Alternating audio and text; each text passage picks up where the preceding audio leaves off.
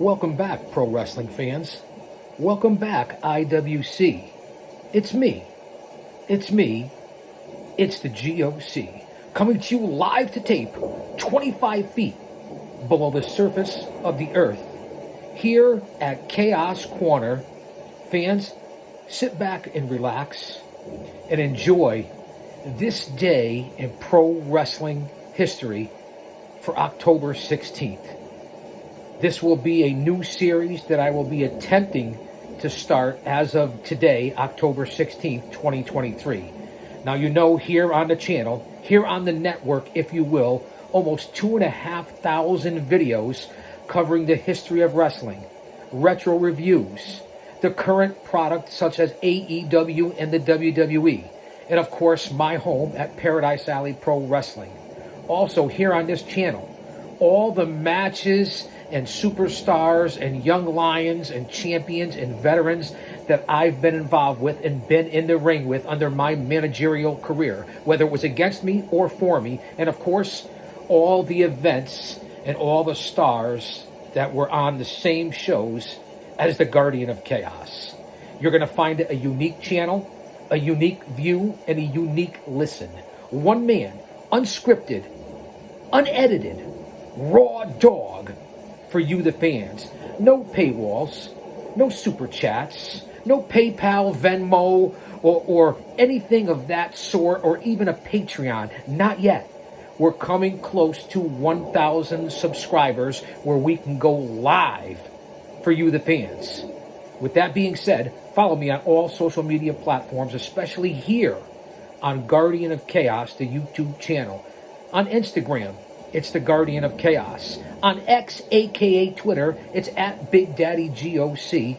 And the G.O.C. stands for the Guardian of Chaos. On Facebook, there's two accounts.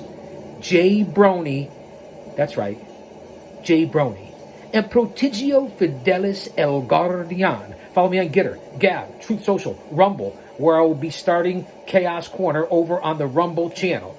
You're not going to want to miss it. Thank you from the bottom of my heart for being here. This is a great distraction for me, and I hope for you as well. So let's get right into today's program. We're going to flash back to all the dates and news and notes that I found out for today in pro wrestling history, which we did on this channel at one time before. Scroll through all the videos. You'll find some incredible footage here on the YouTube channel. All right, fans.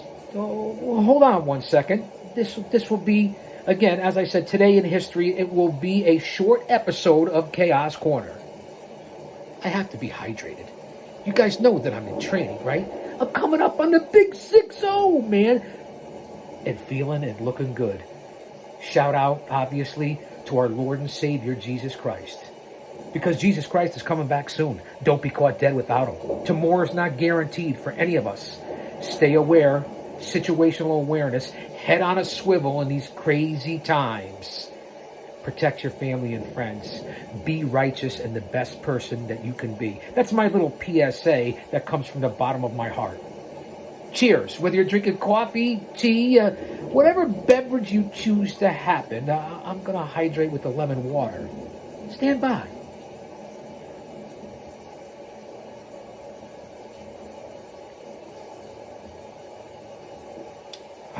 The nectar of the gods. I'll say that to say this, because I tell it like it is. Here we go, fans. We start off the year, October 16th, 1976. The NWA Mid-Atlantic from Greensboro, North Carolina. 3 title changes that night. That's right, 3. Mr. Wrestling, Tim Woods, defeated King Kong Angelo Mosca for the NWA Mid-Atlantic TV title. The Nature Boy, woo! Ric Flair defeated Wahoo McDaniel for the Mid-Atlantic Heavyweight title. On the same card, Paul Jones defeated Blackjack Mulligan for the NWA Mid-Atlantic United States title. Also, October 16th, 1976, Eric the Red defeats Carlos Colon for the WWC, the World Wrestling Council North American Championship in Bayamon, Puerto Rico. No me joda con maricón, muévete culo, no offense. I mean, it's a work, man. Kayfabe. Also on that same card from Bayamon, Higo Hamaguchi. Konnichiwa, bitches. That's what I said. And Gordon Nelson defeat the team of Antonino Rocca and Miguel Perez for the WWC North American Tag Team titles. Let's fast forward to October 16th, 1981. Les Thornton defeats Jerry Briscoe in Knoxville, Tennessee to become the three-time NWA World Junior Heavyweight Champion. And that's what I liked about the era back in the 70s and the 80s, even into the 90s, where you had your World Heavyweight Champion.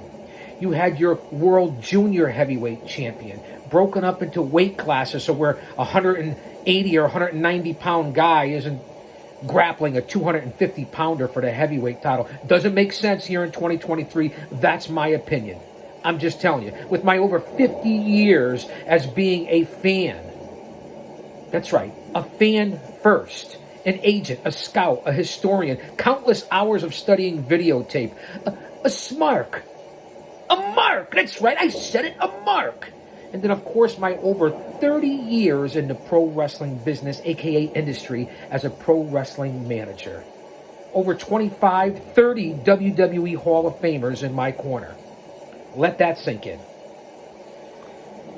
We go back to October 16th, 1982. Invader 1, and I'll say no more, that scumbag, defeats Dory Funk Jr. in San Juan, Puerto Rico for the World Wrestling Council Puerto Rican Heavyweight title. October 16th, 1987.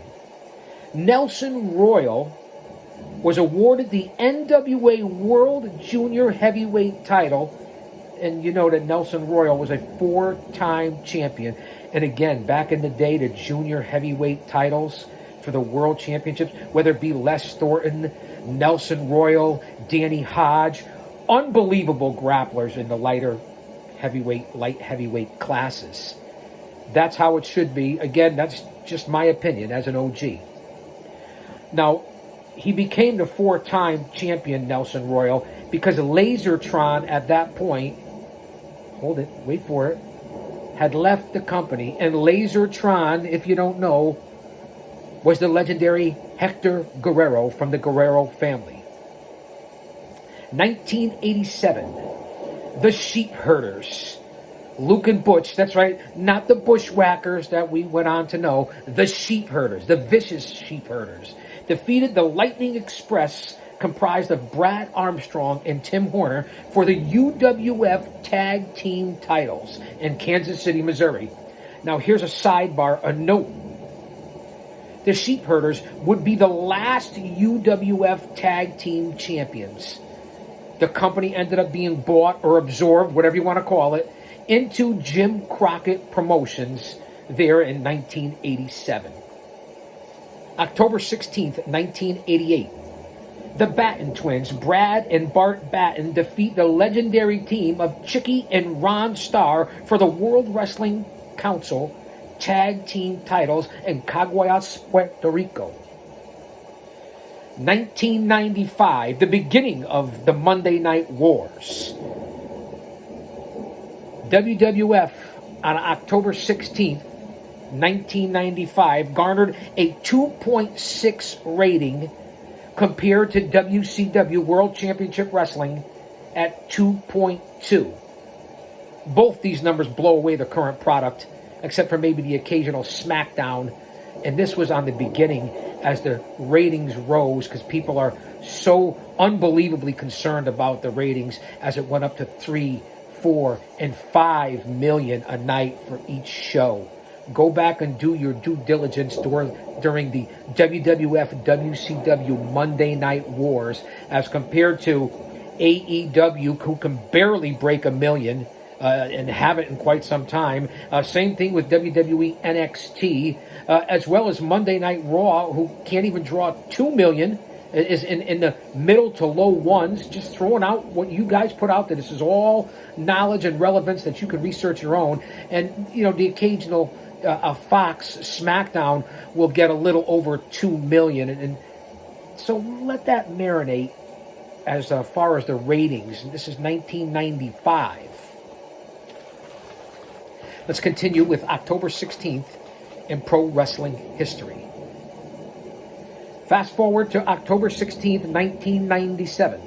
Bam Bam Bigelow defeats Shane Douglas for the ECW heavyweight title at the Madhouse of Extreme, that's right, in New York City, the Elks Lodge, where I was lucky and fortunate enough to perform myself. Now, if you remember, Bigelow, Shane Douglas, Chris Candido, a part of the Triple Threat, as we well know. And then the feud that happened between Bigelow and Candido, who tried to stop Bigelow from facing Shane Douglas, to no avail. Virtually the end of the Triple Threat, Bigelow defeats Shane Douglas for the ECW World Heavyweight title, 1997.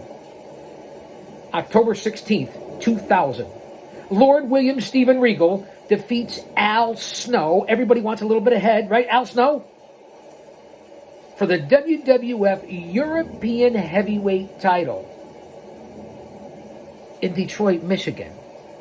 So Regal beats Snow for the European title in Detroit, Michigan. Ironic? Yes? No? Leave a comment, like, subscribe, email me, inbox me. We fast forward to October 16th, 2009. WWE headquarters at Titan Towers, a stone's throw from Chaos Corner, in the shadows of Titan Towers, right down the road on I-95, if you will, off Exit 8. For those familiar with the greater New England tri-state northeast area, New York, in the shadows. I don't know if it's a good thing or a bad thing in this day and age. Now, Shane allegedly quits the WWF, but let's dig a little further. Executive VP of Global Media, Shane McMahon, announces he has tendered his resignation effective January 1st, 2010. Quitting and resigning, in my opinion, two different things. We go through this all the time. If you quit, you walk away, you're disgruntled. If you resign, you give your notice. There's a big difference between the two. Would you agree? Yeah, I think so. October 16th, 2010. The Atlanta Journal-Constitution, and this horrible, tragic story, featured an article on the death of Chris Benoit. Another scumbag at that point in his life. Let's face it. I give you the good, the bad, and the ugly. If you don't like it, change the fucking channel. All right? Do whatever it is you want to do. And I don't mean to cuss. I'm just telling you. It's my channel. And the article on the death of Chris Benoit and the belief that steroids, impossible, caused him to kill his family before committing suicide. Now, you remember the late, great woman, Nancy Sullivan, a.k.a. Nancy Benoit, and their son. Horrible, horrible. Gives me goosebumps and brings tears to my eyes as we talk about it.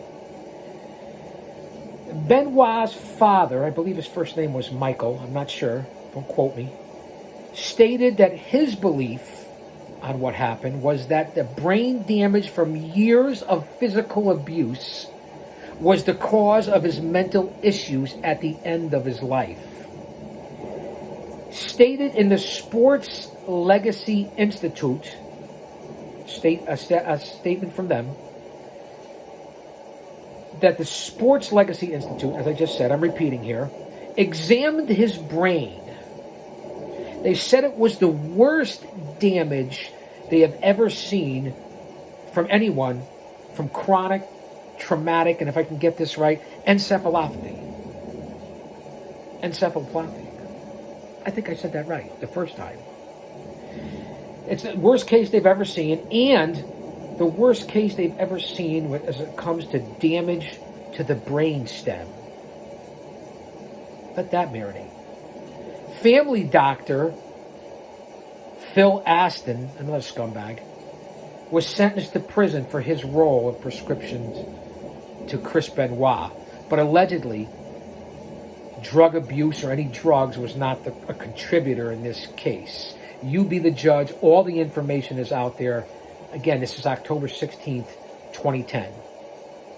October 16th, 2012. On the radio show, Bubba the Love Sponge Clem spoke out and leaked the tape. That's right, I said leaked the tape. Kind of apropos to this story, along with Blue Chew, who I'm trying to get as a sponsor. I'm just saying it, man.